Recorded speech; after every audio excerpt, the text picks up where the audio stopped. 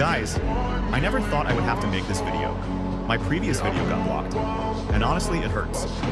As a small content creator, we put hours into every edit, every idea, every second of work. I only used an 8-second Ronaldo edit and around 10 seconds from the Portugal versus DR Congo FIFA World Cup match. I never wanted to harm anyone or steal content. For big creators, one blocked video might not matter.